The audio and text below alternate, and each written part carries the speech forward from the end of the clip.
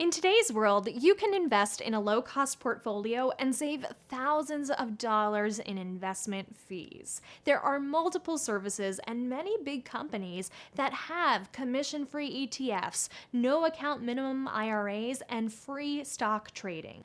But if you want a little more guidance and hands on financial advice, paying for it can be worthwhile. But before you do, make sure you fully understand what you're paying for and all of the associated costs. Welcome to The College Investor. I'm Stephanie O'Connell from stephanieoconnell.com, here to share what fees to watch out for when investing with a financial advisor.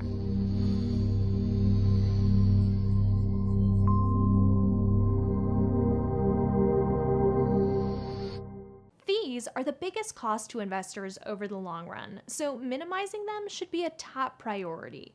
But what specifically do you need to watch out for? First, avoid loaded funds, meaning funds that charge you a fee to invest. You can spot a loaded fund because it will typically be a Class A or Class B fund, but that's just a general rule, so make sure you ask your advisor. They must disclose this by law. Second, be mindful of expense ratios. This is the percentage of your investment that you'll pay each year to the mutual fund or ETF company. It's an annual fee, so it compounds with your investment. Many basic ETFs and mutual funds have expense ratios of less than 0.25%. Typically, your expense ratio will be lower with stock index funds and higher with bonds and international funds. The bottom line, look for the lowest expense ratio possible.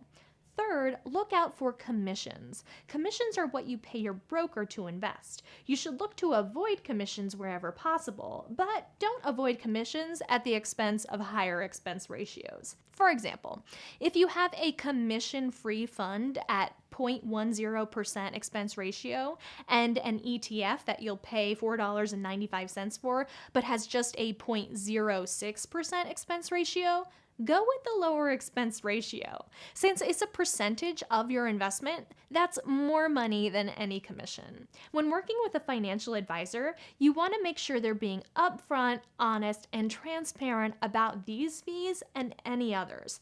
This means disclosing total fees paid to the financial advisor, including direct service fees, ongoing fees, and commissions paid by investment products, total fees paid to the broker, that is, commissions to invest, total fees paid to the fund company or expense ratios, and total fees to execute the financial plan.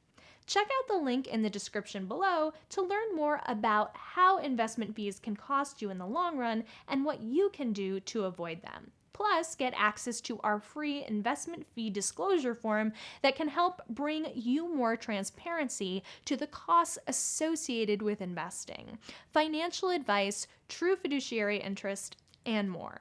The bottom line is that you don't need to be gouged to get solid financial advice, and you should always know what you're paying for.